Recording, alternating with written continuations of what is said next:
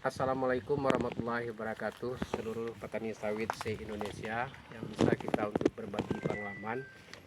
Izinkan pertama kali kami ingin memperkenalkan diri. Nama Afrizal Kirun, di Nagari Teluk Kualo Indapura, Kecamatan Airpura, Kabupaten Pesisir Selatan, Provinsi Sumatera Barat. Adapun luas lahan yang kita miliki ini adalah yang telah panen 2 hektar lebih kurang dengan populasi tanaman 300 batang, 300 pokok batang. Sebelumnya kontur daripada lahan kita adalah lahan gambut. Otomatis cara untuk pembenahan tanah dan perawatan dan pemeliharannya butuh energi yang sangat luar biasa kalau kita ingin mendapatkan hasil yang maksimal dari fisik pokok batang ataupun dari target panen atau potensi hasil per bulannya. Dengan suka duka dan perkawinan yang ekstra tadi, kita pun sadar pada prinsip utamanya untuk mendapatkan hasil yang maksimal untuk sawit itu terlepas dari dua pokok utama, yaitu pemeliharaan dan perawatan. Nah, dari kedua itu kita mengerucut lagi adalah untuk penyediaan pupuk. Pupuk menurut hemat kami dan berdasarkan pengalaman yang kami miliki, mengelola dengan kemampuan kami selaku petani yang sangat terbatas, ada dua unsur yaitu makro dan mikro. Kalau untuk yang di sisi makronya, kita mungkin banyak dengan pilihan. MPK boleh dengan berbagai macam merek atau produsennya boleh. Kemudian di NPK itu ada intinya adalah nitrogen, kalsium dan fosfat. Kemudian pertanyaan yang kedua, apakah cukup kebutuhan sawit itu dengan makro saja? Ternyata tidak, harus ada unsur mikronya, yaitu ada boronnya, besinya, mangan dan lain-lain. Nah, untuk menyediakan itu maka kami bersedia dan berupaya untuk menyediakan seluruh kebutuhan dasar yang dimiliki oleh si sawit tadi. Tuhan mempertemukan kami, Allah Subhanahu wa taala mempertemukan kita dengan salah satu petugas daripada Mikromas. Mikromas berupaya yaitu Mas Ahmad Samingin dengan tim. Kami berkolaborasi. Kami aplikasi pertama itu tanggal 1 Maret tahun 2023. Di lahan kita aplikasikan semuanya. Untuk takarannya kita pakai waktu itu adalah satu gelas kecil. Kemudian berbarengan dengan pemakaian pupuk mikronya. Waktu itu kita pakai mikro dari produk PT Saprotan Utama, yaitu NPK Sawit, khusus spesialis gambut. Terus sekarang dengan perubahan setelah diaplikasi, kami sangat merasakan sangat luar biasa, yaitu di saat kemarin petani se-Indonesia, petani sawit dihadapkan dengan persoalan trek nasional. Jadi seolah-olah sawit ini buahnya hilang semua, bahkan ada yang sampai di angka 70%. Artinya di dalam yang biasa lazimnya 10 ton, sekarang udah dapat kangkauan itu 3 ton cuman. Kalaupun sebaliknya kalau dia dapat 1 ton tinggal 300 kilo. Seperti itu. Tapi alhamdulillah kita tidak ketemu dengan hal seperti itu. Pada umumnya standar dia kalaupun turun tidak seberapa, naiknya pun tidak seberapa.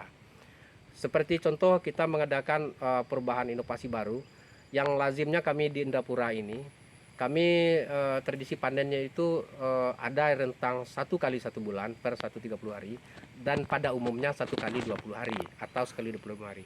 Sekarang kita adakan perlakuan khusus dengan inovasi, telah berbagi ilmu dengan banyak narasumber. Ternyata kita sekarang coba pakai sistem 1 kali 15 hari untuk rotasi panennya. Target kita 2 kali dalam 1 bulan. Alhamdulillah dengan luasan lahan yang 2 hektar yang telah produktif ini, kemarin kita mendapat hasil di periode 1 di bulan Mei itu di angka 4 ton 915 kilo. Dan periode yang kedua di bulan Mei juga yaitu 4 ton 720. Jadi kalau kami rata-rata bisa lah di angka sekitar 47 rata-rata per 1 hektar. Nah, sekarang pertanyaannya, kemana lagi kita harus mencari yang lebih maksimal? Dengan telah adakan beberapa kali perlakuan daripada mikro itu sendiri, alhamdulillah nampak perubahan secara signifikan, yaitu dari warna daun sudah tadi hijaunya sudah matang, sudah arah kegelapan. Terus dari postur daripada pelepah sudah melentur ke bawah, bahkan seolah-olah sawit kita ini masih rendahan gitu, seolah berbuah pasir. Kemudian dari potensi buah di lapangan dan calon-calon bakat buah sudah bermunculan. Jadi dia tidak ada istilah untuk track. Karena pun ada per pokoknya rata-rata ada juga yang track, tetapi yang lain dia tetap berpacu seperti biasa. Jadi kalau kita includekan hasil per bulan target kita tercapai semua. Jadi alangkah lebih baiknya walaupun kita dengan luasan lahan yang sedikit, tapi dengan pengolahan yang maksimal, insya Allah hasilnya juga maksimal. Daripada luasan sedikit, diolah juga tidak maksimal, hasilnya lebih nol lagi. Apalagi kalau masalah harga, kita memang nggak bisa juga, karena yang dari sawit ini sifatnya adalah harga mengacu kepada harga CPO ekspor ke luar negeri. Jadi kalau sekiranya produksi penjualan CPO per 1 bulanannya bagus, maka kita juga akan dapat kecipratan dengan harga yang bagus. Tapi kita petani, mari kita mencoba untuk berupaya meningkatkan semaksimal mungkin perawatan dan pemeliharaan. Kalau masalah harga ada tata regulasi lain yang kita tidak punya kompetensi untuk itu. Artinya pemerintah kita pasti berpihak juga kepada petani sawit.